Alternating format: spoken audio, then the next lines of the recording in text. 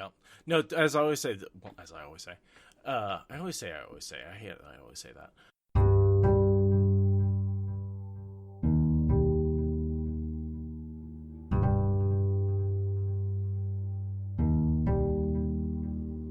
This is the Wheel of Time Spoilers podcast. Do you want to maybe dig into Rand's actual journey into madness? Let's talk about it. Oh boy. Chapter 42, The Black Tower, and our symbol is the Dragon Banner. And we are once again joined by our returning champion, Super Skylake. Welcome back. Yeah, and I want to say I think this is the last time that Rand actually shows up at the Black Tower, at the actual Black Tower site. This is the last time. Certainly on camera. Really? I mean, there's no reason for him. I mean, there's no reason why he would have gone off camera. Yeah. Like we've known where. I mean, we pretty much know where he is for the rest of the series. I'm nodding to that, yeah. Wow. So he shows up, establishes the order of the Ashaman, from soldier to dedicated to Ashaman, gives them the pins, and then leaves and never comes back? Really? Yeah, I mean, he says, people's like, dude, there's something going on here. Like, Loghain's like, there's, really bad things going on here. And he says, I don't have enough time. And he makes a lot of excuses not to show up. But I think the story would have gone a much different way had he actually managed to show up at least once in the future. Yeah, if this is Tower. the last time he went, I so agree with that. Even one more visit. He pretty much abandons it, yeah. No, I mean, he sees it, he gets it started, he checks in on it, once here?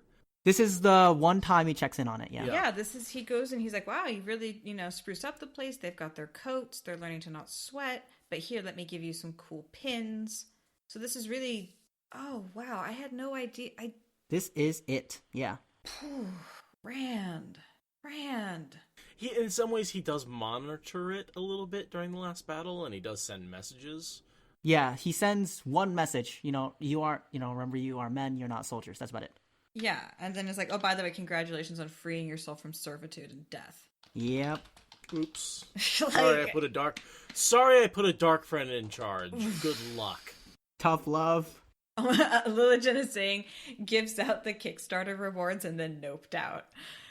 Oh my god, yes, yep. totally. Yep. I'm on that. So we left off the last chapter with Min just came back. She is teasing him a little bit, and she was left alone with him.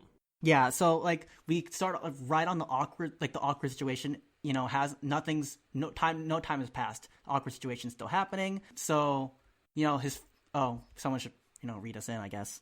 Oh sure, go ahead. Rand and Min stood looking at one another, not moving, until finally he said, "Would you like to come out to the farm with me?" She gave a little start at the sound of his voice. The farm? It's a school, really, for the men who come for the amnesty. Min's face paled. No, I don't think... Murano will be waiting to hear from me, and I should let them know your rules as soon as possible. Any one of them could wander into the inner city without knowing, and you wouldn't want... I really have to go. So it's a very awkward situation. Totally.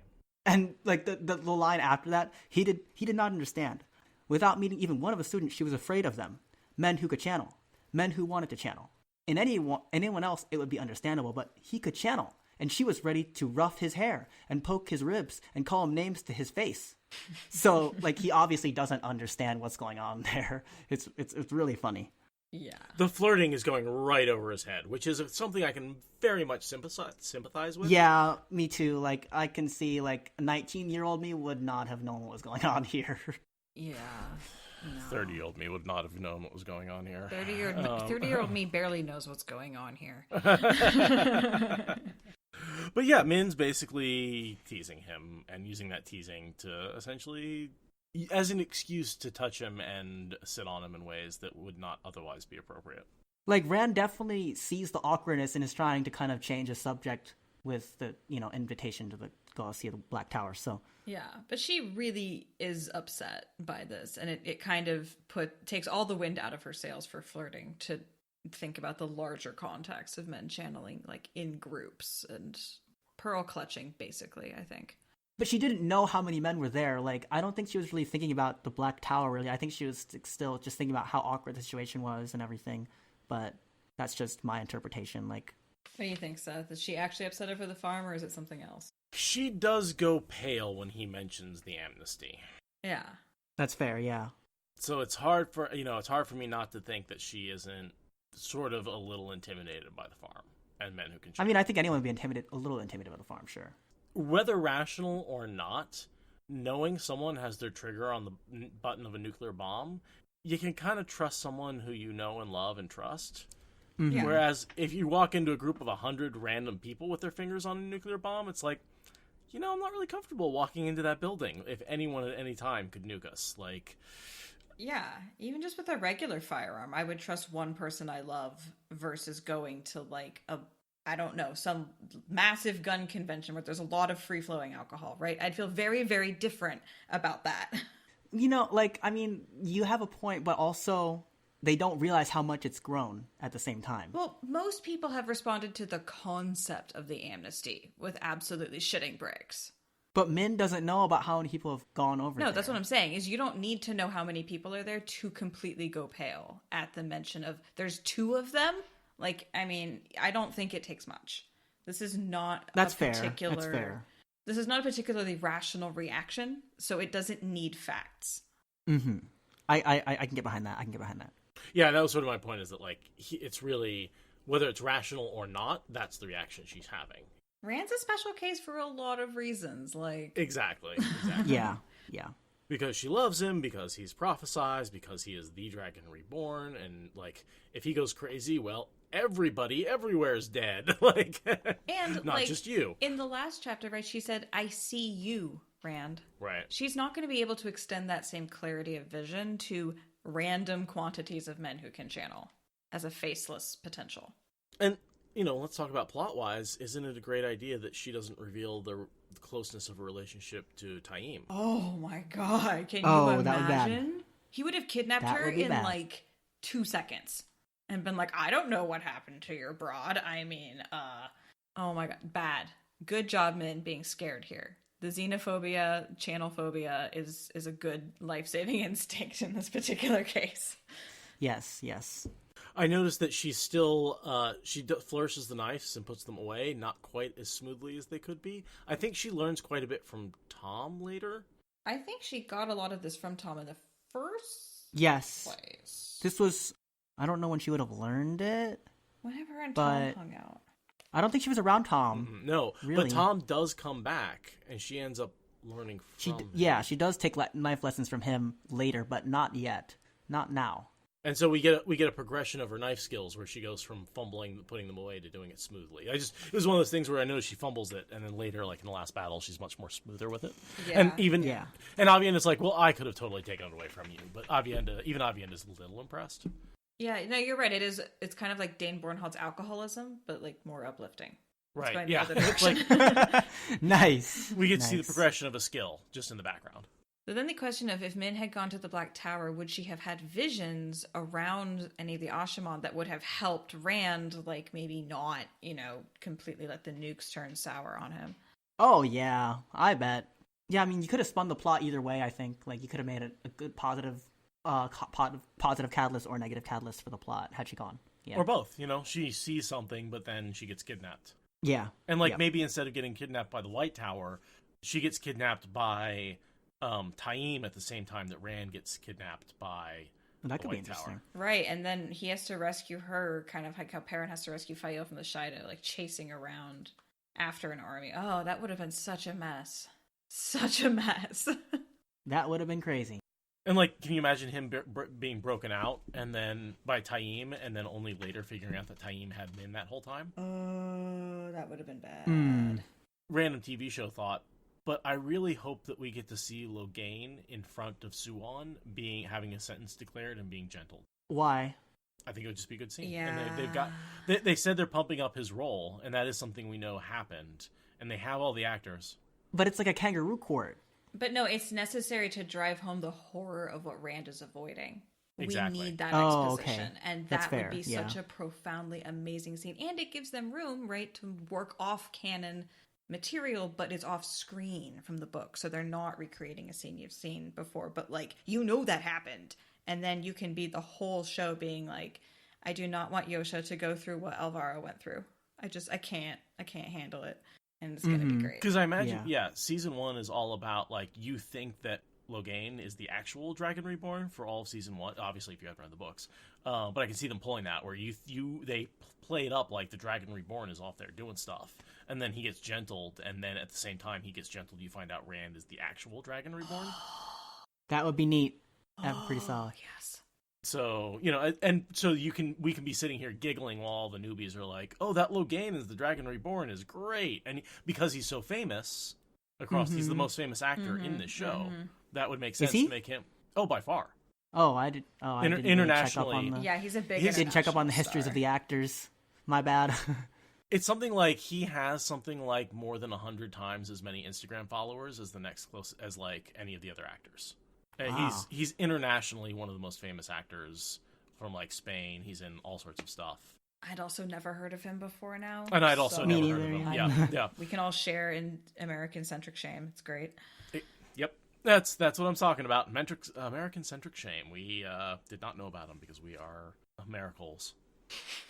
Wow, interesting. Yes, that's the Money Heist guy. So Money Heist was the first thing that most people know him about because he got very famous in that. So I feel okay about that. But it's on Netflix. Yeah, it's a foreign language show. It's basically Ocean's 11. Oh, gotcha. Anyway, I didn't really want to get off on the show, but I had that thought. I was talking to Travis today, and that thought of having that whole confrontation between Logan and Suwon as this whole plot that they can go off on and have those be major characters that isn't at all in the books, but we know was happening. Yeah.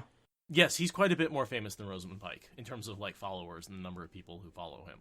She's American-centric famous. He is famous everywhere else in the world. In the rest of the world that is not real America.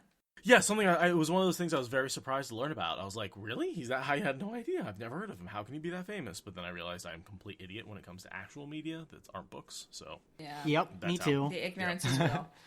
No, I love people like, we want to know what you think about the TV show. And I'm like, my opinions are probably going to be like, ooh, TV. Like, that's... Yeah. I don't know shit about, I'll talk about the plot and stuff, but people who... There will be people who will have better opinions about the TV show than I will. Yeah. They're already out there with podcasts, and everyone should go follow those instead. They got YouTube videos. Yep.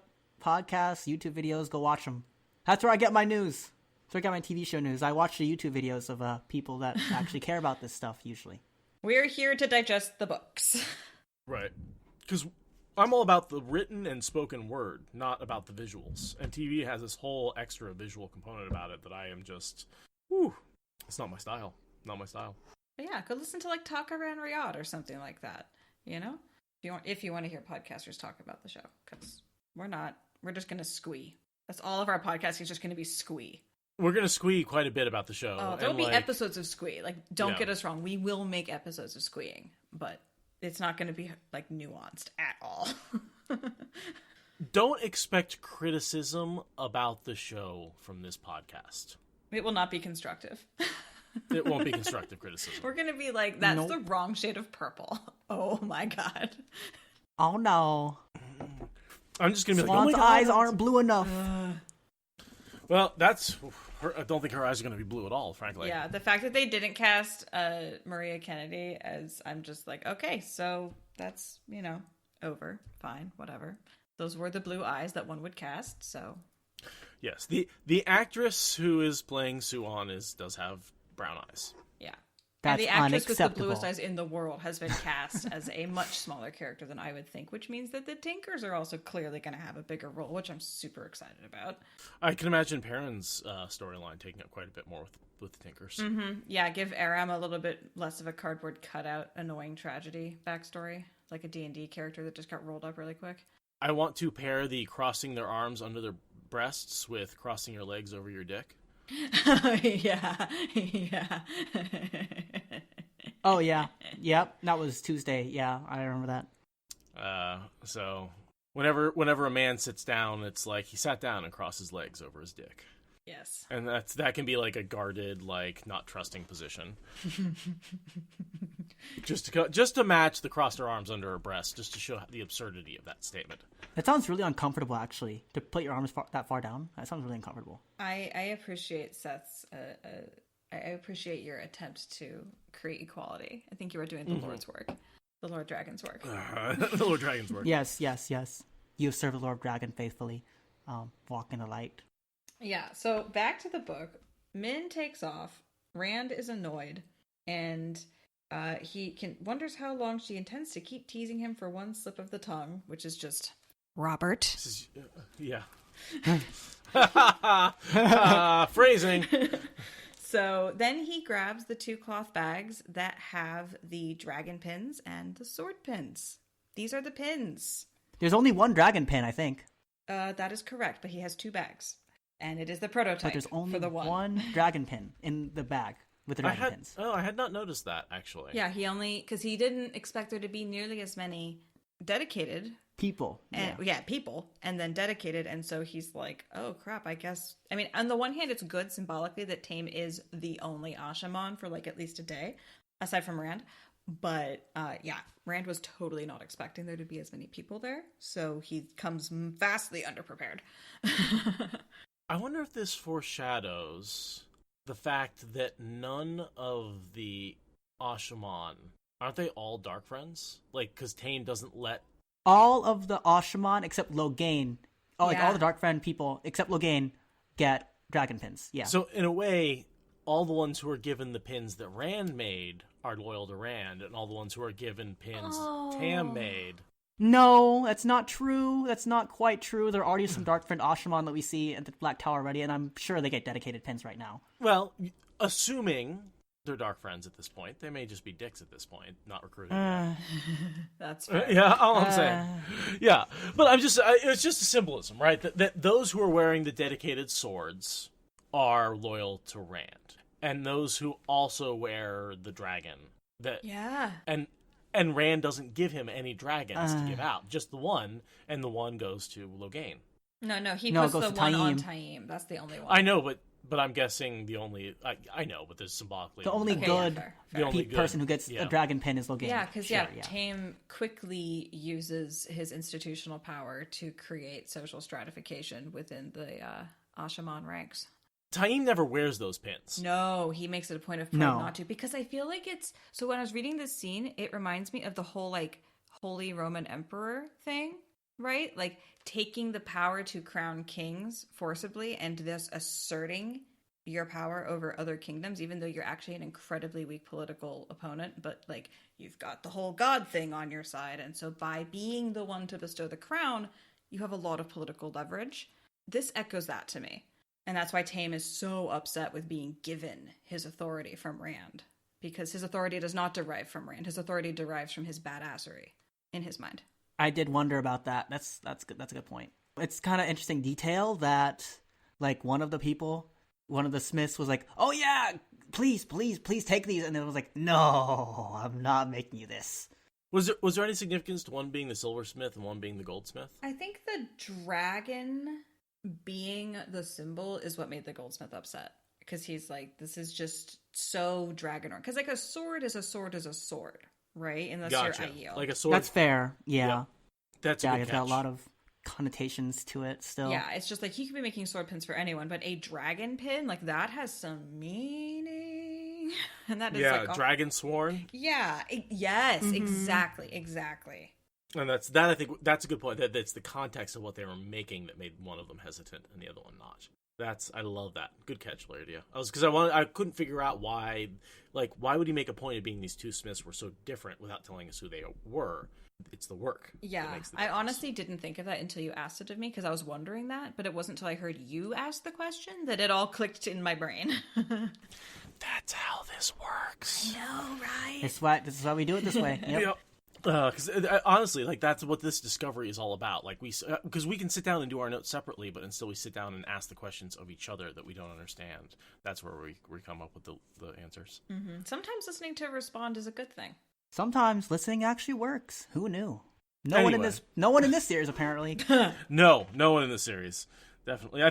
Jordan, in a lot of ways, is making the point that listening works because no one in this series listens and nothing works. Yeah, I think that's the biggest lesson I took from it, really. But conflict sells. So. But I talk about how he starts the series out with a conflict between men and women, and then when they work together, that's when things actually get done. And that's sort of one of his points throughout the series is like a balance in communication is how you accomplish things. Another one of his points is all about rumors, and that's another reason why Rand is going out to the farm, is because he wants to quash the rumors about there being a tidal wave of Aes Sedai rampaging through Camelin before the fledgling Black Tower freaks out. We've got traveling. We can... I don't think they care. I think they already know. Well, but Rand wants to go out and give them the straight facts. Like, that's part of his excuse for going out there, is to be like, chill your tits. I don't know if they were hot, but chill them. So we do have a rumor about Aes Sedai healing cats. That's probably Marilyn. Definitely. Who's super into healing cats. So that's actually a true one. That's actually probably got some truth going on there. We know that she's in Camelin right now. Why do we know she's in Camelin right now? I think we see her later. We see her later in Camelin later, during Elaine's succession stuff, she's meeting with Hanlon. Gotcha. But yeah, I guess maybe she's there as soon as now.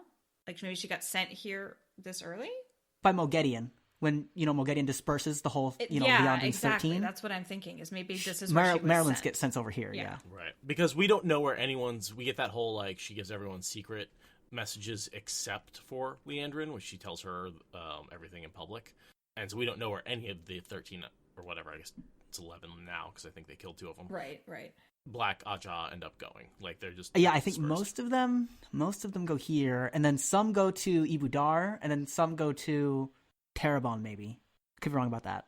But yeah, I think that I'd have to do my research. But yeah, I think that the Aes Sedai healing stray cats is because she's basically waiting for orders, and that's kind of her jam. So she's doing that in the background because she literally is just waiting for evil orders to be evil and something to do. She likes cats.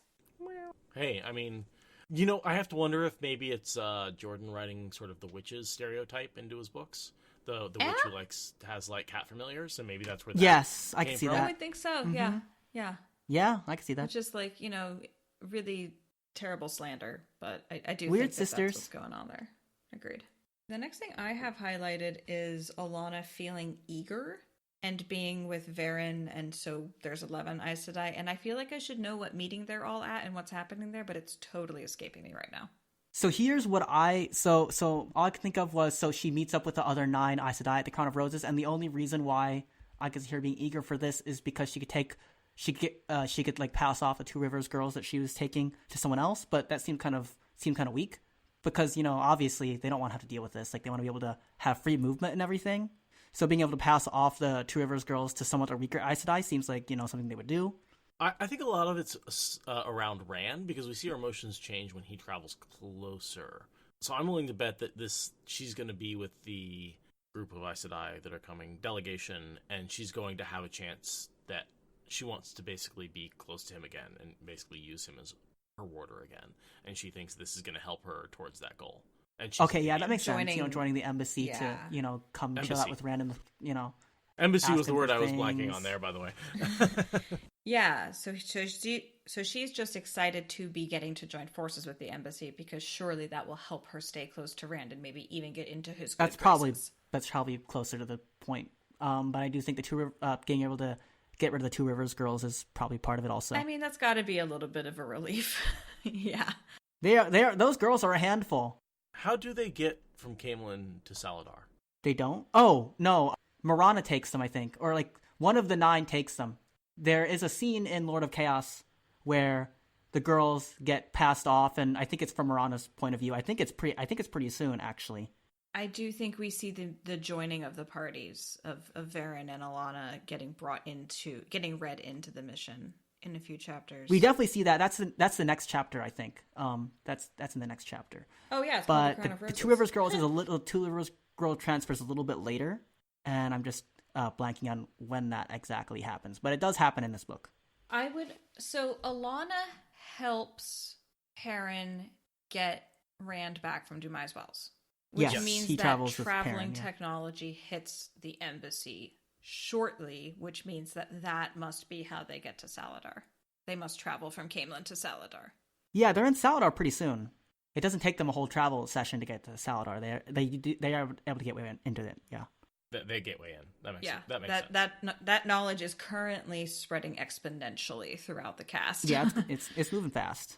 Yeah, and it's only a matter of time until it gets to the other half of the White Tower, and Yeah. then to the Shan-Chan when they raid. Yeah, I'm pretty sure that they get it. Pretty sure the White Tower gets it. Like in next book, I'm pretty sure that Alviarin is already traveling in the prologue of Crown of Swords. Well, Alviarin's been taught traveling from Masana. Yeah, the Tower learns of it from Bianin. Yes. When Bianin comes back. Which isn't until Egwene gets captured. Right.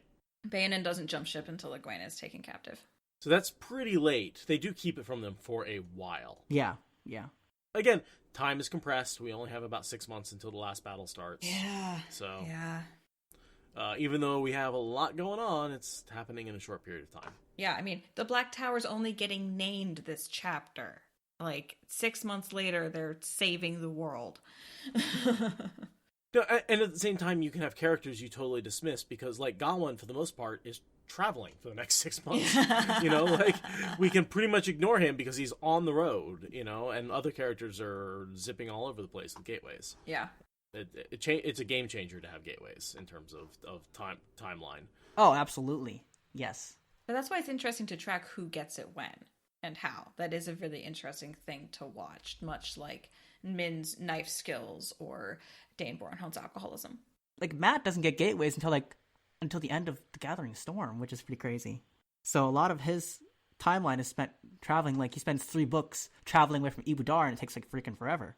I mean, he travels to Ibudar with the girls. Yeah. Dismount. But, so he knows it's a thing. But he's so averse to Aes Sedai help that he won't take any gateways that are offered him. That could have been offered to him. Well, no, they earlier. don't know it. That's the thing, is the only Aes Sedai he has are from the White Tower from long before the White Tower had the weave. So he has Aes Sedai that don't know the weave, and he obviously can't explain it. Yeah, that's fair. Right, because at the point that Egwene makes him a gateway, and that's like, she's literally the only person. Well, who Elaine makes that it, point. but Elaine and Nynaeve and Avienda and the Sea Folk go running off with the Bowl of Winds, and he stays behind for Oliver. Oh, I'm talking about taking him to Ibudar. Yeah, that was Elaine too. I thought that was Egwene. Yeah, because she was grinning proudly, remember? Yep, Elaine took him to... Yeah, Elaine's gateway took him to Ibudar. Oh, okay, fair enough. Yeah, the mother does not make gateways for random missions. That would be ridiculous. I kind of, I must have misread that because I Unacceptable. I always thought it was the Amelin doing Unacceptable. it. Yep. You know what? I resigned my position in the podcast effective immediately based on the fact that I mixed up those 2 characters. Yeah, the 2 names that are Yeah. so I've never similar. done that before. Yeah, no. How dare you? Ridiculous. Completely ridiculous. All right. What do we pay you for? So he arrives at the White Tower, like, we got some, like, random madness going on here. Black Tower, but yes. He's mad. He opens a gateway randomly. I think that's kind of reckless, but he's mad, so, it makes sense. Like, He sneaks away from his guards. Let's just note that. yeah, pretty He does reckless. the Pretty Sans reckless. guards. He's traveling to a clearing reserved for traveling. Yes. Yes, he is. Yeah. I believe. So that's less reckless than... Because you can always open one up locally safely. And if you're going place that's safe and reserved, then that's not a problem. Mm-hmm. So I don't think that's an issue. I don't think that's as reckless as it seems at first glance.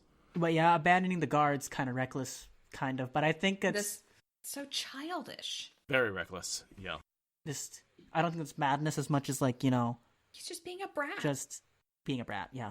He's pretty like, much. oh, they're going to be so pouty. They totally spilled the beans on my super secret plans. I'm going to sneak away. It's like, Rand, get your head out of your ass. We see the taints building up in him, which I think, just indicating that he is getting more mad. Well, he's following Tame's advice to hold the power more often. So he's accelerating his exposure to the taint. I didn't see that. Yeah, there's a paragraph here. Tame was right on one point. Holding on to Saidin, a man knew he was alive. It went beyond heightened senses. Like, he's following Tame's advice, and, like, whether or not Tame is Demon Dread or not in your headcanon, either way, this is undermining the Dragon Reborn, and I don't approve. It's not good advice, yeah. Despite the feel of oily offal staining your bones. He's constant... Oh, Jesus, yeah. No, he... When you are addicted to something and then you talk to someone who's also addicted to something, they're like, oh man, I hate it, but oh, it's so good. And you're like, oh yeah, it's so good. And you just keep going. Oh. Yeah, can I bum a cig? I just killed my beer. I heard that can go flying. That was the end of my beer. Well, shall we take a quick break? And go Yeah, grab beers? I'm going to refill my drink. I'm almost Alright. done with mine, too. Everyone go BRB, get a beverage. everybody. Break! Beverage. Alcoholic if it can, All right, opening the beer. So we have arrived at the farm. Yes. It has become... Welcome to the farm. Welcome to the farm. Welcome, Fox and Raven Media. Yeah, and it's It's based on the Black Tower. Altered almost beyond recognition. Ting! That's not me at all. No. I haven't altered the set beyond recognition in the slightest. I want to take attention to how there's a whole lot more like cut up stuff and dead stuff, and like, you know, that's obviously like, you know, it feels like a really big analog to deforestation. There's a lot of deforestation going on here, and I really like how there's some sort of parallel to the real world society. You know, there's a whole lot of, you know, development going on everywhere, and like just industrialization. The Black Tower is really industrializing itself right here, just in this little tiny area. I mean, I feel like the Industrial Revolution is still about 5 years in the future for this world. But the Black Tower, you know, the Black Tower has got the one power to accelerate things. That's fair. They are able to build a much more impressive, modern-looking city thing with way less resources. Rand is so surprised at how much transformation he sees in just, you know, a month or two, right? Yeah, no, that's a good point. That was the last time he came over. It's better here. than steam power. So, Industrial Revolution. The one power makes it way quicker. Yep, they don't have steam or electricity, but they have the OP, which we don't have access to, and so which is bullshit. You're able to do man. things. No kidding. 0 out of 10 stars would not recommend not having the power. No, they have steam in Nara, but they have steam at like the R&D level in one research university. It's not like that. That's about 5 years down the road. Wait, having steam. The Black Tower does not have steam power. Yeah, they have better than steam power. Yeah, fire. They're like, why would we water bother with flows. steam power? They're like, I can make steam. Right, see? exactly. They can even make steam with colors in it and stuff. But the biggest change is in the students, who are now wearing their custom, their distinctive high-collared black coats, and their lack of sweating. I almost forgot that Rand didn't actually sanction the black coats. Is that right? Or did he? He didn't request that or have that idea at all. No. He didn't have the idea of a uniform. Yeah, so that's obvious. A Taim thing. Yeah.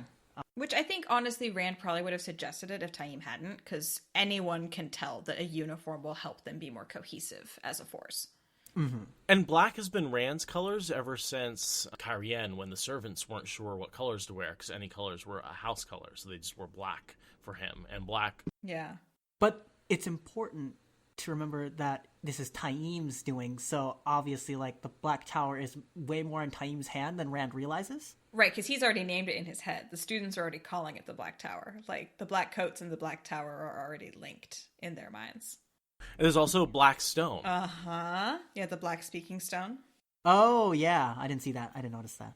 We know the tower is made out of black stone in the future, and like they do, we see walls and stuff being made out of big things of black stone. Oh, yeah. And in this chapter, the only bit we see is that speaking stone that Taim stands on is the first indication that you know, is it obsidian? Is it black granite? Do we have any idea what the material is? It just says it's polished to a mirror shine, but anything can be polished.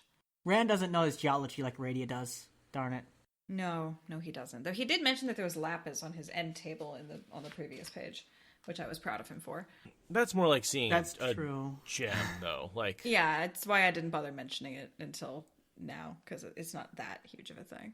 maybe he played Minecraft and he's aware of lapis lazuli from that. Probably. But I don't think that there's any description we get. I would suspect granite, because granite's like probably what they build most of the city out of. So presumably this is like their little test cookie coming out of the quarry. I mean, I could see Time saying, okay, this first bit of stone is for me to tell you stuff. Put it over here. Like the first thing they quarry is mine. I imagine it's something of a centerpiece for the whole tower. Right now, yeah. One of the most official, ritualistic, more than a farm kind of things. Also, how much does it, like an altar, does it look? A sacrificial altar? Oh yeah. Or a preaching pulpit? Like a pulpit? Not a pulpit. Yeah, I feel like it's more like that. I feel like it's more like that. It's got a lot going on. It's a square block with stairs cut in the back of it. So when you're standing on top, it looks like you're just standing on a square block. Mm-hmm. Which a pulpit, I think, isn't that something you stand behind generally? Yeah, it's got like the lectern in front of it. So this is what is this? More like just like, a set of risers that just, make you, higher up so that people can look up at you. That's what I'm thinking. It's a tiny little stage, but it's the fact that it's black and mirror shined is it's very altar-like. Maybe not sacrificial altar, but like there's more to it than it's just a thing you can stand on, right? Evangelical stage, sure. Yeah, okay.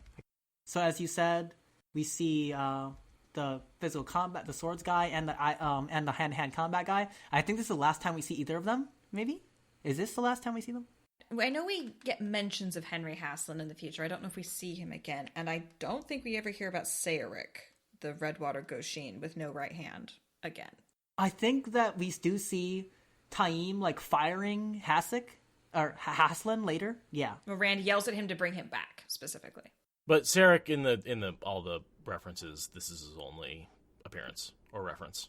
So that kind of reminds me of the Aiel that Perrin cuts the hand off of. You know, like Sarek is not super jazzed, you know, to be in this position, but he's willing to help Rand. Because, I mean, Rand basically builds his army out of leftovers and cast-offs, right? Haslund was fired from the Queen's Guard. Sarek is barely adequate as a warrior. Like Taim, a false dragon, yeah. You know, Sarek could have been a legendary warrior until he lost his hand. That doesn't mean, and that could mean he'd be an amazing teacher. Yeah, that's true. Yeah, I mean, we're not, like, discounting the teaching skill of these guys. Just, like... But so when Perrin cuts the hands off of that one guy, it's like, you have exactly one possible future out of not having any honor. Because this guy, I mean, as an example, here, I'm sure there's others in Aiel society, you can lose a hand and still find honor. Losing both hands and also your feet, I mean, like, it's a rapidly descending slope into no honor land. Obviously, Avienda gains so much honor by losing her feet that she's good for the rest of her life, and she still has her hands. Do you think they make a wheelchair for Avienda? Oh, totally. I mean, I guess you can just travel anywhere, so I mean it... Elaine names the Academy of the Rose for her mother and also becomes Queen of Kyrie, and she has 2 schools of research and development. Avienda totally gets a tricked out wheelchair. I mean, all you have to do is transport into the Game of Thrones universe and talk to Bran, because he uses all his powers and ability to see the past to come up with a wheelchair. I would like to balefire everything you just said. The only thing he does with all of his powers is figure out how to come up with a wheelchair. Oh yeah, Bran. Oh yeah, Bran. Good job. Ah, Torval, Kismon, and Rothschild. Those guys. Oh yes, douchebags 1, 2, and 3. These are Thane fodder, as far as I can tell. Yeah, they totally are. Except for Rothschild, Rand kills him, but Torval and Kisman died of Fane. Yeah. Right. Yeah, they're all that scene in Fall. What's the city? Farmatting. Yes. I always want to say Faldara. The scene in Farmatting where he doesn't channel, he takes them out with swords. And the 2 are dead already, and there's the whole like illusion thing. Oh yes, right. That Fane's there, and he creates the illusion. And all that kind of stuff. Yeah. Also, interesting that Farmatting doesn't detect Fane's power, whatever the fuck it is. I feel like there's no one power at all in there. Because it's Dark One who infected him. Remember Rand said the Guardian can only protect against the one power. Yeah. And people don't understand what he means, but he obviously is talking about the true power. It was built very, very custom to one task. Well, technically 2 tasks. Yeah. Technically. So the other thing I have here with that is that we get our first view of Taim since a while, and it looks like he's wearing Rand's outfit and Rand's colors. He's obviously trying to use the Dragon Reborn's reputation for himself. And we actually see this later, like he walks with the same kind of posture as the Dragon Reborn with his left hand behind his back, but with like some extra like dark stuff like the lightning bolts on his coat. I don't know if that's now or later, but the lightning bolts I'm pretty sure that's a Demandrid thing. Lightning is often associated with male channelers. Several of them take it as an aesthetic. But like we also see like letters that he sends out that look like they came from the Dragon Reborn later on in the series. So this is just like the first stage of trying to use the Dragon Reborn's authority to get things through by forging his authority, I guess, is what I'm trying to say. He kind of tries to springboard off of Rand's coattails and like take power that isn't really... He takes too much for granted, I think. Well, not for granted, but he assumes too much. Yes, but it's convincing because Rand never shows up to the Black Tower again to set him straight. I mean, fair. Totally fair. I mean, and what are these guys supposed to do? Many of them never even met Rand. Yeah, exactly. Like, this is your authority figure. He taught you how to do all this stuff, pretty much, and what are you going to do but do it, right? Like, I wonder, during the Dumai's Wells chapter, would there have been, like, some people who would not have, gone ahead with, like, rolling Ring of Earth and Fire had, Rand been more of a presence at the Black Tower? Because obviously Taim is teaching them, like, to be, like, as violent and as dependent on the power as they can, right? Yeah, he's leaning into toxic Saiyajinity. Yes. But yeah, I mean, like, this dude walks up and is insolent to Rand not knowing who he is, and then is more insolent knowing who he is. Like, Taim is not being a great leader in this moment. You cannot tell a man he has the power to make the earth shake, then expect him to walk small. Okay, tell that to the Origins at the Fulcrum. Well, I mean, they had to get it beat out of them by, like, from like 9 years old. Just so, saying. It's not quite they the do same. expect them to walk small and be oppressed and say, yes, mistress, may I have another, anytime anyone abuses them. Just saying. Taim is full of shit. These guys are older than the Origins, usually. I don't know if I buy it. It's also, he's also an evil dark friend, right? That's the other thing, is this, he's making excuses for this asshole who turns out to be just evil. Yeah, he's like, oh, don't mind my yappy little dog that I'm totally egging on. Right. Yeah, that's fair. Yeah. Oh, he bit you? He never does that. Poor Torville. Just bad dog. Bad dog. Yeah. I'm going to punish him overnight. We'll get you healed up later. Also, but... he, like, just gives him the quintessential fantasy concussion that doesn't do any damage, which is like... I love it. Moment of silence for that, and then moving on. And Kismet and Rochade are who he reaches to help with this whole drama of exerting his authority in front of Rand. So yeah, just more lapdogs to his shenanigans. You see Rochade, he becomes the Storm Leader, I think. And Attack Leader, yeah. Attack Leader, it's one of those two. I forgot which one was the higher one, but he's the higher one. Yeah. And that lets him lead the little expedition against Rand and Farm Adding. It doesn't help him that much because he dies. Yeah, one of the few good things Fane does for the plot. Let's get those clowns out of the way. I love Fane. He's cool. I just wish he hadn't been such a whiff at the end. Yeah. That's something, again, we're hoping the TV show can... the TV show can Yeah, fix they it. certainly cast an actor who deserves much better treatment than what Fane gets. Another turning of the wheel will fix it. Quite. Definitely. Quite. Yeah. No, as I always say, I always say that. Wow, that was meta. That was a lot of always said. That was a lot of always says. Nice. The two things that Sanderson got wrong was really Matt in the beginning and Fane at the end. Yeah, I'd agree with that.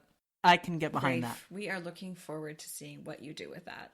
I should have killed him long ago, Lewis Theron panted. I should have. I think Lewis Theron at this point thinks Taim is Demandred. Whether or not that's what Jordan is thinking.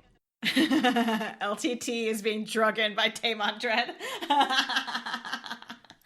I think the whole book, Lewis Theron thinks that Taim is Demandred. Mm-hmm. I think the whole book, pretty much.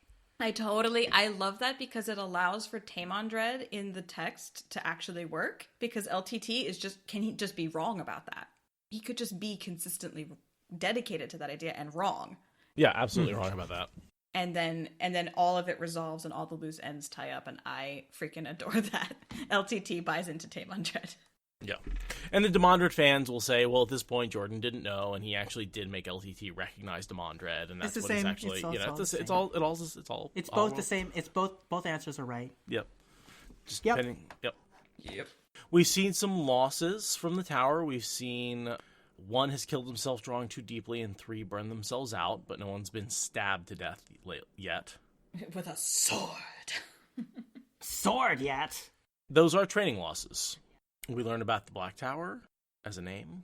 Yeah. Oh, yeah. The students are the ones that came up with that. It totally wasn't me. I definitely had no hand in this whatsoever. I wonder. That's one of those things where I wonder maybe if like the Black Tower is just so fucking obvious. Like, yeah. I mean, I don't think that he was totally wrong. I don't think he's totally lying here. Like, he probably didn't say, "Oh, don't ever say Black Tower again. It's horrible." But I don't think that he was one who Oh thought yeah, about. no, for sure. I just think that he plays it off as like, oh, the students just use that name rather than it being like, Rand, you dummy, you didn't give us a name, much less the obvious name. So we're doing that now. Right.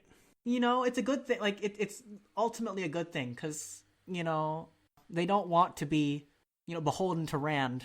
That is the whole arc of the Black Tower, is the Black Tower becoming its own entity and, like, separate from Rand. Yeah, At that the end whole of we things. have to be able to survive the last battle and survive the dragon's death as an institution. Andral and Amarin and Logain, none of them are here yet. And I think Amaran's here. I think that Terran High Lord, the guy who looks Terran High Lord, really is Amarin. Is Amarin Tyrion? What? Amarin was Tyrion. Remember do you remember when Algalon Penn, whatever his name is, that manor guy, the owner of the manor that Rand stays at? That's his brother went to the Black Tower and took up his name. And we only learned later during maybe A Memory of Light that his name was originally Amarin. But I'm not sure whether God, you're you could right. be right about him. No, you're totally right. Everything you're saying is on the wiki. Oh, this is what I get for not rereading the last 3 books more times. I didn't catch most of that. So what's... So there's a Terran High Lord here, and we're pretty sure it's Amarin. Well, I'm trying to figure out if he is Amarin, but Super Skylake's right about Amarin being Tyron and showing up in the background of the plot earlier than I remembered. Algarin doesn't go to the Black Tower until sometime after Rand stays at his manor. Okay. Oh, because he takes the name Amarin. Right. Okay. So yeah, my point here is that none of the Ashaman who justify the Black Tower in its future role balancing the White Tower are currently present here. Because I don't think that's here true. yet. I don't think Andral's here yet. And either. Amarin obviously helps, so. But we do get the point that there are folks, Daemar, a few others, Yes. who are not under Taim's control, who are recruiting people. So that's why it doesn't become a pure Black Tower. It becomes a mixed bag, is because from the beginning, there's a few folks who can use the gateways and do the recruiting, who recruit non-Dark friends. It looks like all of the people who Taim has sent out with gateways to recruit are all non-Dark friends. He's like all the ones he mentions here are non-Dark friends. I think there's just ones that are powerful enough, and it turns out none of the Dark friends are powerful enough. We also get mention of Narishma, and I just confirmed Narishma is not the one who is Osangar, because I will never remember that without the wiki. Nope, that's Dashiva. So. Oh, Narishma's always the one who will follow after, and he's got the bells in his braids. Narishma's got the bells. Yeah. Yep. Yeah, that's how I remember him. We'll learn. Someday. Dashiva is the one who's Osangar. No, but the names just will not stick in their proper place in my head. That's funny, because I've never had a problem with those two. I think it's funny that that's the detail that you have trouble with, because you get so many of the other details, right? Oh, it's my Achilles heel for the names. Oh my god, it's the worst. It's right up there with Antelius and Vandine for me. It's just like... Those I have trouble with. That's fair. Yeah, it took me a long time to figure out Adelius and Vendine also. Though I do have Bane and Chiad figured out now, because Bane is Gaul's Bane. I got that one, thanks to Seth. Oh, that's good. That's good. Vandine is green. Yes. It rhymes. And the green is not the one who gets killed, because she's got a warder.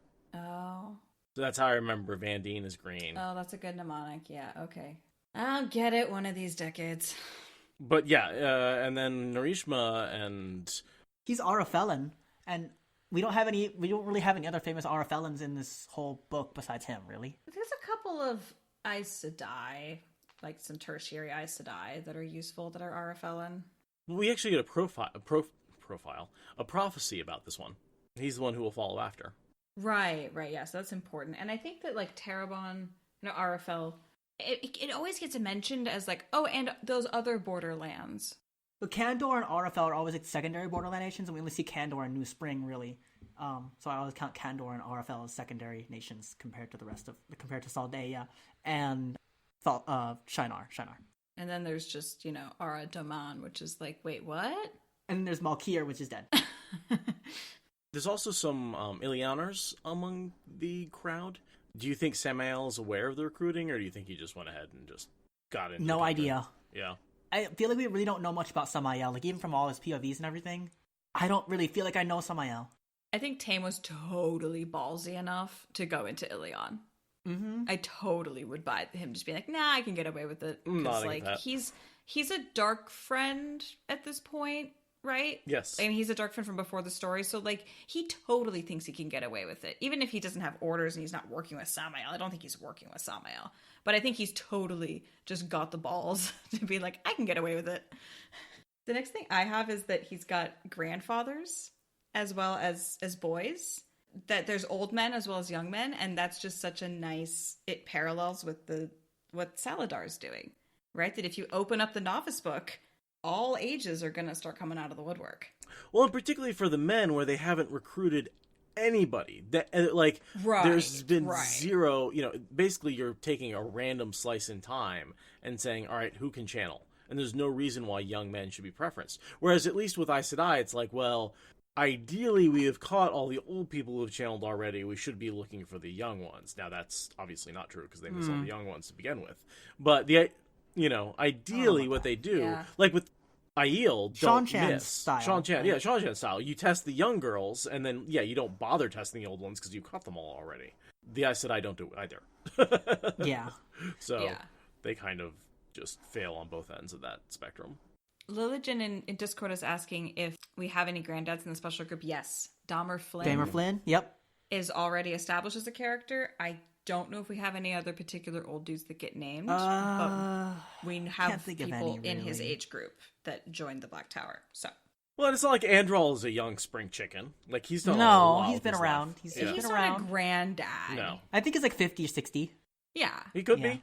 I just don't think he's bothered to settle down and have kids. Oh, yes, he is not a granddad, but you're right. He could be, certainly. I think he's in his mid-50s. I mean, he's been around the block enough that he's not, He could have been around a few blocks by now, if you know what I mean. He could have, he could be a granddad multiple times over and just not know about it. He does a lot of traveling. Yeah, I don't think he would do that I don't to think he anyone, though. would. He seems be, like a but very it's responsible possible. Yeah. character like I that. had the feeling that he didn't really travel before, he didn't actually use Gateway talent before he got to the White Tower and got tested. So I think that he didn't would know have how to channel slowed. before, He probably would have actually gotten younger like, Shireen did, I guess. He would have, de-aged a little bit. Oh, that's a good point. Do Ashaman slow and de-age? I think so. I would assume so. I think Yeah. I think the one power affects them just like the women. But of course, the men don't pay as much attention to these kinds of things, so we don't get it in the narrative. Also, Yeah. we just don't have the timeline. Like, again, 6 months. Some of these guys are just Okay, yes, starting. fair. Truth statement. And also like very few POVs too. We just don't see a lot of Black Tower on screen. But yeah, Nynaeve has slowed, and she's been channeling for like 8 years, so that's fair. Yeah. Yeah, it takes a couple of years to slow, I think. Yeah, agreed. No, Shireen, she slowed within a few months. Well, she's super powerful, and she's super old, so I Fair, think that she should be fair. given special Yeah, she's consideration. extreme on both of those scales, so... Yeah, Andral's not powerful at all, so maybe not him as Right, much. right. Yeah, Right, yeah, it also is totally in direct proportion to that. exactly, yeah. Androl's lifespan is probably only like 150 years, even when he's Maybe slow. 200 years max, yeah. Yeah, well, especially with being bonded with Pavara and having the water bond and all of that cool stuff. Yeah. So the next thing I have is pretty much writing, no one's paying attention to Rand because he looks like just a guy. Like, he's not wearing his, brand clothes or anything when he goes over here. Oh, he's got a fancy coat on. Wear your nice clothes to official functions, please. Like, he's standing up there talking, and they're like, who is this guy? Who is this guy? Who is this guy? He's doing an a cappella cover of Blind Guardian, being like, I'm the Dragon Reborn! And they're all just like, this is not karaoke night, dude. That's tomorrow. So we get the name. This is where we get Ashaman means guardian or defender. I generally think of guardian as the official term. Agreed. And then sort of we get the 3 stages, soldier, then dedicated, then Ashaman, and how that sort of comes together to create the ranks in the same way that the Aes Sedai have the ranks. I don't know if there's anything that needs to be said about that. That's just like, oh yeah, information dump. This is how that's going to work from now on.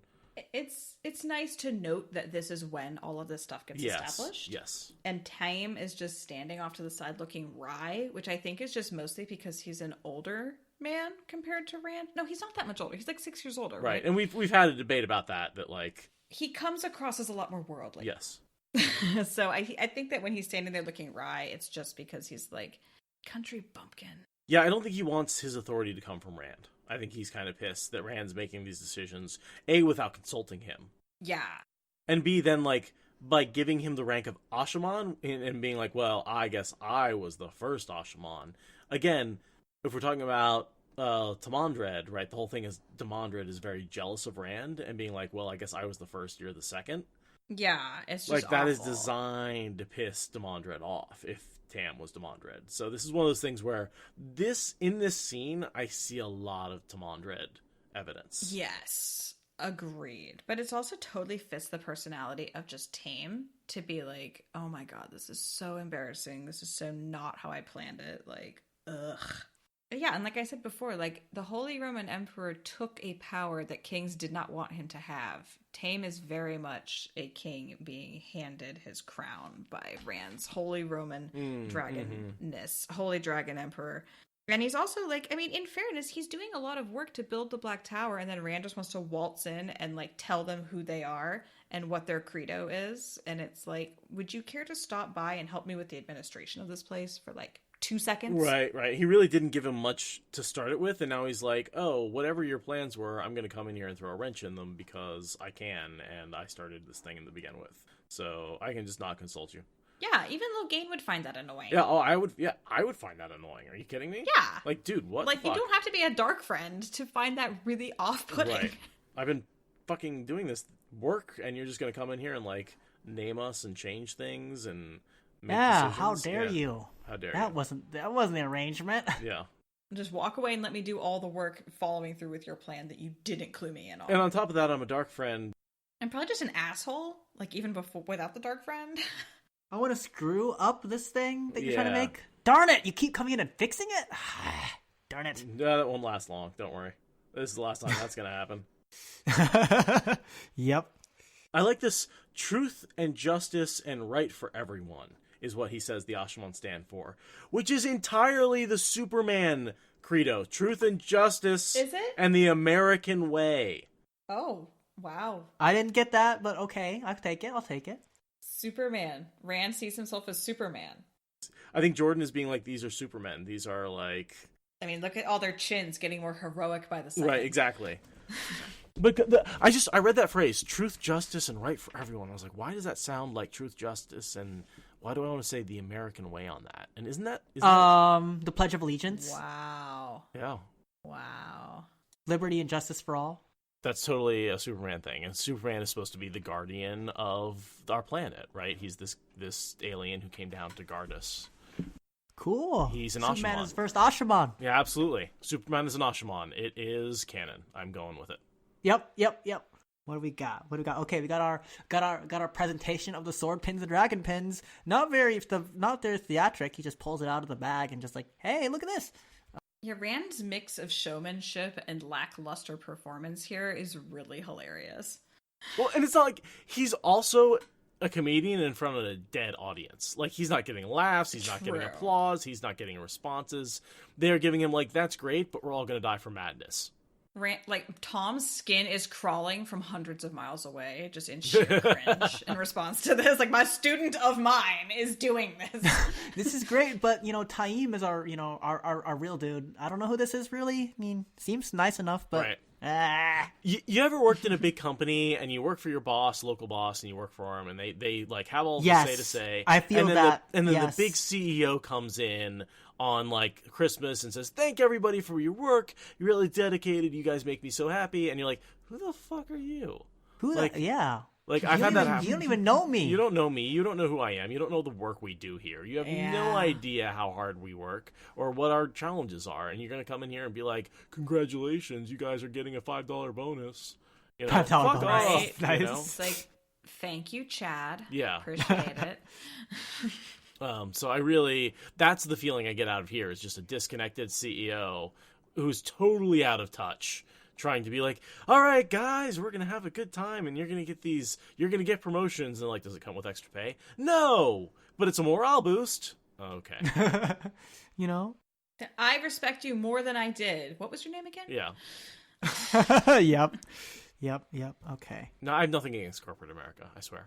Nope. Nope. Zero baggage. No, zero baggage. So here's where we get that Dahmer and Grady are the two who are doing some of the recruiting now. And we know both of those are not Dark Friends, which is part of why he gets stuck with actual non-Dark Friend recruits.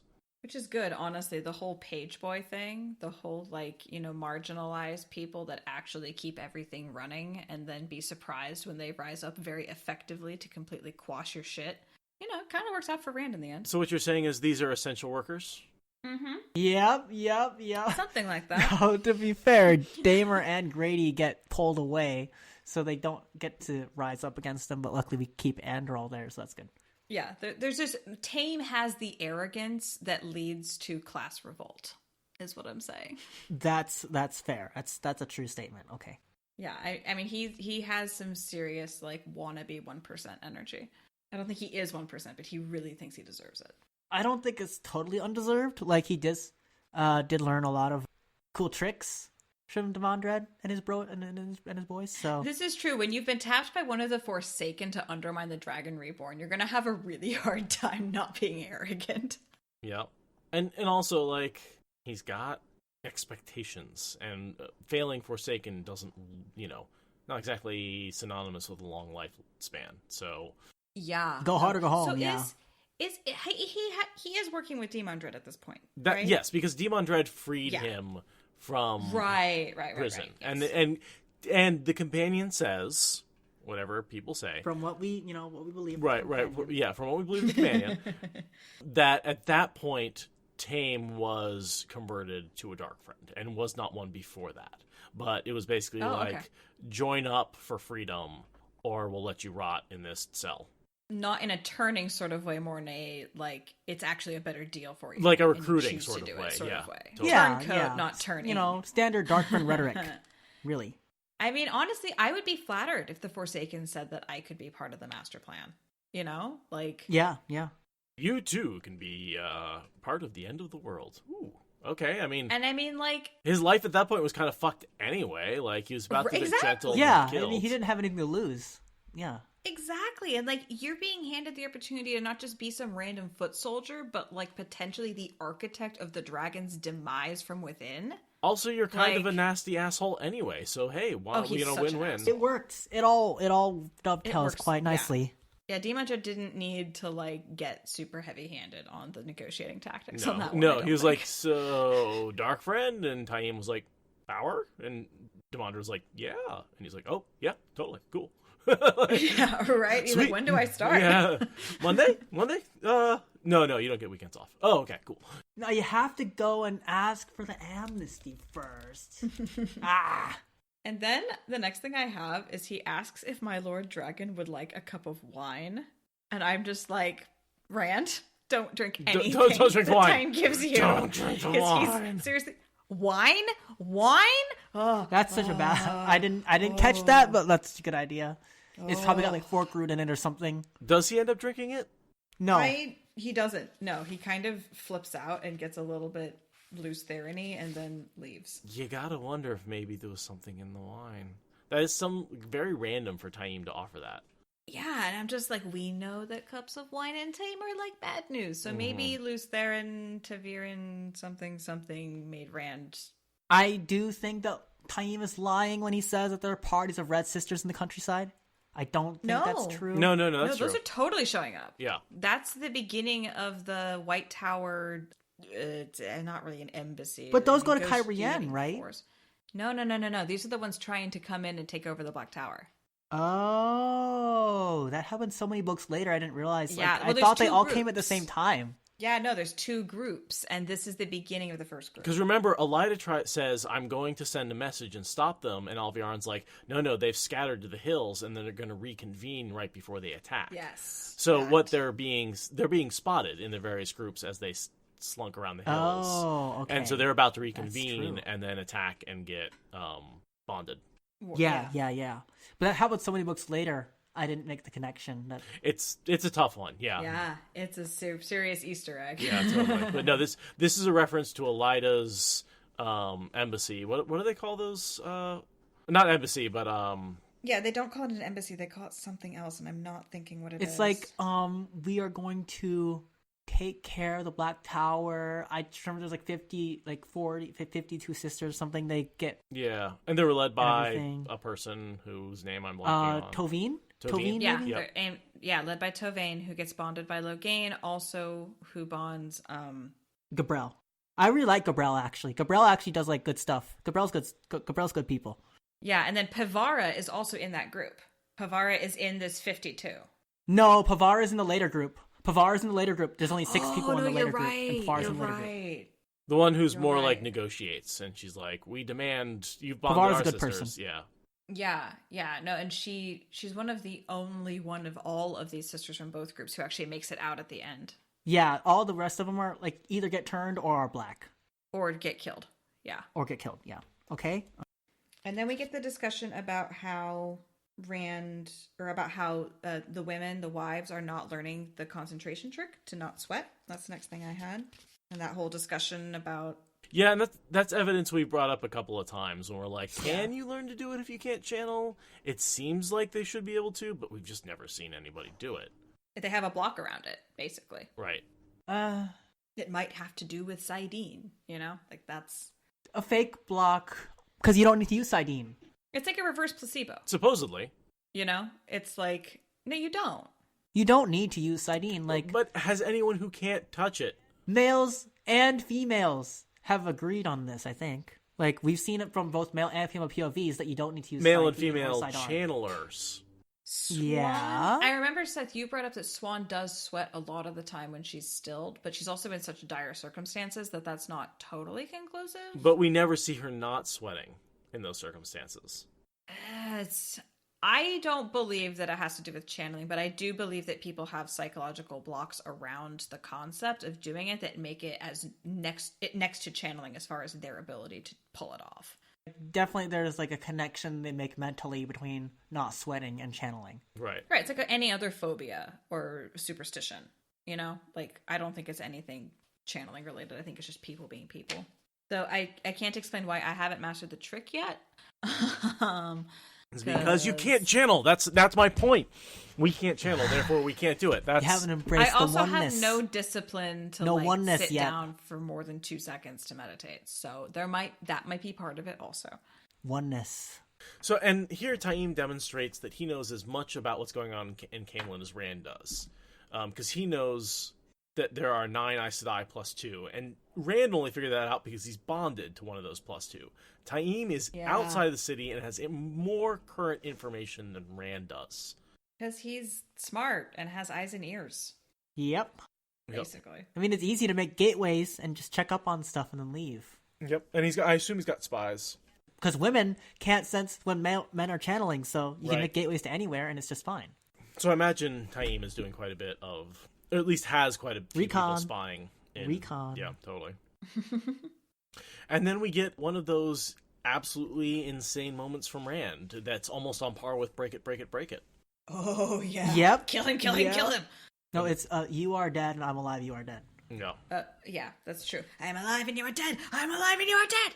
You okay, dude? You feeling okay? Abruptly, he realized he was leaning on the table, holding himself up with sagging knees and muttering, "You are dead, I'm Lord dead." Even Dark Friend Taim, they need Rand to hold on to fight the Dark One because they need him to lose. Yeah. They need to be able to balefire the world if it comes to that. If he Yeah. dies too soon, that ruins the whole freaking plot. They need him to have the choice to balefire the world because the Dark One can't actually do it. He has to be the one to do it, yeah. That's the whole thing with isn't it the Dark Friend Aes Sedai who swears fealty to him because she decides that it's absolutely necessary that he must be Elsa defeated. Yep. Penfeld. Elsa Elsa Penfeld. Penfeld, yep. She has to make sure he survives to the last battle because the Dark One has to defeat him. And so, like, Granted, that's partially with Varen's compulsion, but yes. yes, she does find the. But she did think of it herself, so. Well, that's part of the compulsion. Is she has to find the reasoning within herself. Yeah, exactly. And yeah, it's so that he can be defeated at the proper time and place, which is why the whole series, there's never a conclusion on if they're trying to kill him or not. Right. He assumes they're trying to kill him, but only like a third of them are ever trying to at any one time. I think it's like the lesser Dark Prince who don't know him any better trying to kill him. Like the ones who know what's going on aren't trying to kill him. Because the Dark One's like, don't fucking touch him. He's mine. We need to get Basically. him to Dragon Mount so they can, own the whole world. Yeah. Sacrificial lamb needs to be properly prepared. The only time Morden's trying to kill him is when Morden's totally insane and been killed, like stabbed twice, and is like, "Fine, I'm gonna kill you."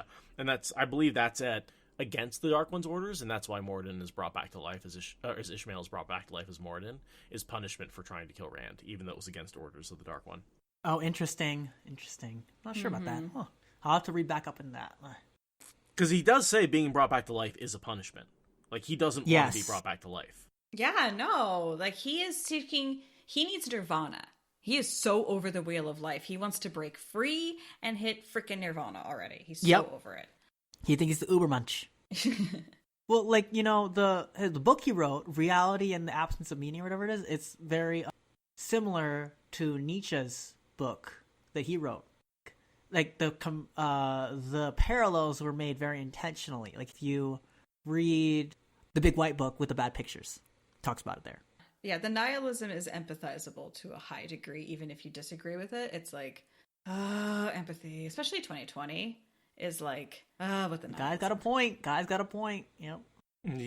I don't know. I don't just think it's worth worrying about. Let's move on. Oh man, this is gonna get good. Let's go ahead and end the episode here. It's just not worth caring about. I don't know. So yeah, Rand says I won't fail. Rand is like, let's just get into our Kate Redding and just appreciate Rand's fiery dedication to finishing this damn episode. I mean, battle. Kate Redding. Yeah, remember her interview from SpoilerCon where she was like the things that always get me are the speeches that like fire you up and get you through. And I feel like Rand pushing himself upright from basically almost losing all of his shit in front of time is like, yeah, that energy. I didn't see that, but that's a really good point. Okay, yeah. Kate Redding, own this thing. I mean, this was narrated by Michael, but like it's still the same energy. Mm-hmm. Yeah, why do I get the feeling that Michael gets a lot of his energy from Kate Redding? Just a thought. Yes. So the last thing I have is pretty much Taim saying, if an Aes Sedai dies because Samael killed him, then, it's on my head. And Rand basically says, sucks, bro. Don't let it happen. Sucks to be not trusted. Right. Deal with it. I do think Taim makes a good point here. Forsaken could very easily kill a few of them, or even Podon Fane could kill some of them. He's around here. He's in Camelin right now. He could kill some. So luckily no one kills him, but I also think it's an empty threat for that reason. Oh yeah. He's just trying to sow chaos in general, undermine Rand's confidence in everything. Yeah. I think Rand's threat is actually the empty one. I think Rand's just like, I'll fucking kill you if you do anything, and I'm like, yeah. He needs Taim. Yeah, he does need Taim. He doesn't have a substitute teacher set up yet. So yeah, this is just like dogs growling at each other, like roosters flaring their feathers. It's not actually anything. It's just a threat display. Right. Yeah. And Rand is he's so emotional right now and threatened that he's just like putting up his like, I'll fucking kill you, man. Don't betray me or I'll come after you, man. And it's just like, okay, whatever. Yeah. And Tame's like, I just saw you literally pull yourself back from the edge. Yeah. Like, I'm plenty concerned without your threats, thanks. And then Rand thinks about his flute, and it's kind of like that remember a shepherd named Randolph Thor kind of moment, because he's like, where is my flute? After the first bubble of evil. Yeah, exactly. It has echoes of that sort of nostalgia. Then Luz Theron chuckles because it's like, you suck. Distant You think this is gonna weeping. get any easier, huh? Faint chuckling. Man, this chapter is rough. I didn't realize how rough it was until we talked through it, but it's rough.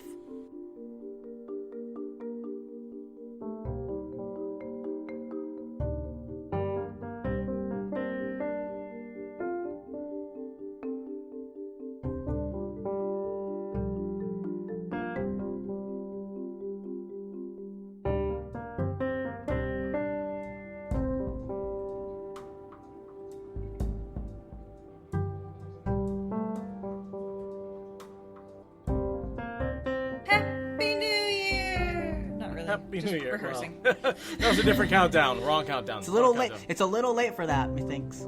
Or a little early? Early. Well, for the listeners. Yes, on though the...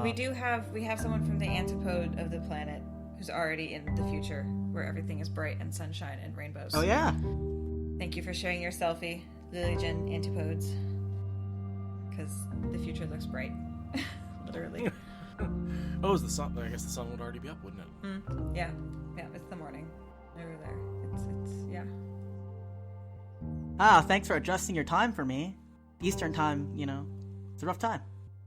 So basically, everyone listening to this is in the future of 2021 and knows how it's going better than we do, except for the live listeners. No, we've got multiple, but at least I know Lilligent and Obscure are both from the land of madmen. Oh yeah, that's right. Well, actually, for Australians, it's not a horrible time because usually they're like 12 hours ahead, so it's in the morning. They're always 12 probably hours just woke ahead, up. technically. It never changes. Well, actually, it might in daylight savings time. Oh, I hate daylight savings time with a burning passion. And Denver, so across the river in Washington and in Denver. So yes, we have 2 Land of Madmen representatives from the future. Present is such a nebulous thing. It's really not as defined as you'd like it to be.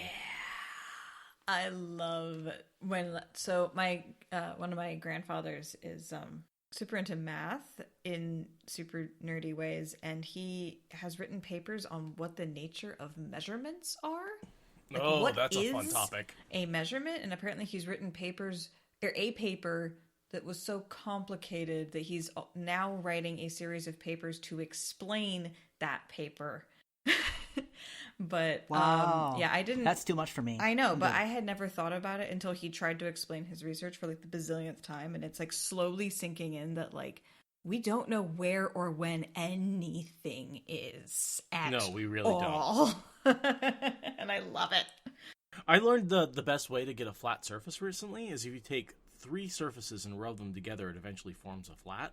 Because 3 planes, when they intersect... Oh. But if you take 2 planes, you can actually get a concave and a convex plane rubbing together, and they won't be perfectly flat. But you put a 3rd one in there that has to be flat against the other 2, all the unevenness will correct itself. So if you're ever stuck out in wilderness and you need to start making measurements, accurate measurements, the first thing to do is get 3 relatively flat rocks and rub them together until you get a perfectly flat surface, and then everything else that you do has to be based on that perfectly flat surface. Wow. Wow. I hope I never go out in the wilderness and try to make measurements. That's super. Sounds like a lot of work. I live Yeah, out in totally. the woods and I try to make measurements. So this is a good tip for when the apocalypse takes away my hardware store. I love Or like that. when a fire takes out your hardware store. Ugh, yeah. But like if you have a couple of flat edges in geometry, you can come up with almost everything else. that you need. Right. So what do you have to drink? Today I'm drinking something called Heart and Science West Coast IPA. I love that beer. It's a Nikasi Brewing Company, and Nikasi's here in Portland. Well, they Neat. started in Eugene, technically. They are here Eugene, in huh? Portland. Doesn't mean they started. Yeah. Yeah, that I love Heart and Science. Me, the classy person I am, I'm drinking tequila and orange juice. Oh. A cheap tequila sunrise? Yeah, without the grenadine, because no one says grenadine's any good. No one ever has said Excuse anything me, good about grenadine. I adore grenadine. Like the 3 times I've had really fancy drinks and I was already drunk. So, I mean, I might be a little biased, but I love grenadine. I like grenadine in like cocktails like Long Island's and margaritas, because you put grenadine in both of Sure, you can put grenadine yeah. in both of those. Well, So I mean, maybe it's not horrible. as long as you don't, try and make a overdo grenadine it. drink. Oh, like, God, no. Grenadine on Oh, ice or God, anything like that. No, no. that's terrible. Right, yeah, I mean, like, you have to mix it with, the right stuff. Yeah. Same thing with vermouth and martinis. It's the cherry on top of flavor, So the tequila is almost gone, so if I finish this up, I'm going to move on to something else. So either my eggnog liqueur or my rum chata. What's the rum chata? Rum chata is like a mix of rum and horchata, I think. That's what That sounds right. I think that's what it is. From the name. I don't know what horchata is. But it's really sweet. I don't think you would like it. I like really sweet drinks, but it's like a really sweet drink. Someone compared to the taste of liquid cinnamon toast crunch. And I don't think that's too far off the mark. I've had horchata once, and that sounds accurate given what rum tastes like. I am drinking a seasonal release from the same company that makes Heart and Science, Ninkasi, that is called Slayer. It is a winter ale. Slayer. Oh, what And it's what a spelled great name for- SLEIGH''. So Nice. like Santa's sleigh, Nice. but then with the R. So Slayer. I'm on but it. it's in I'm this on like it. very I'm on like it. heavy metal font. So it's like very aggressive and like Slayer. I love it. Yeah, it comes in a variety pack that we've been getting. So would that make a vampire slayer? Someone hooks vampires up to the front of his sleigh and makes them like run through. Yep, that's what it would be. Just like Buffy the Vampire Slayer. That would go really well in like the Nightmare Before Christmas like fanfic follow up. That would work. That would work really well. On Spike. On Angel. On Harmony and Drew. Thank you for listening to the Wheel of Time Spoilers podcast. Rate us in the Apple Podcast app or Support us on Patreon. Is that good enough?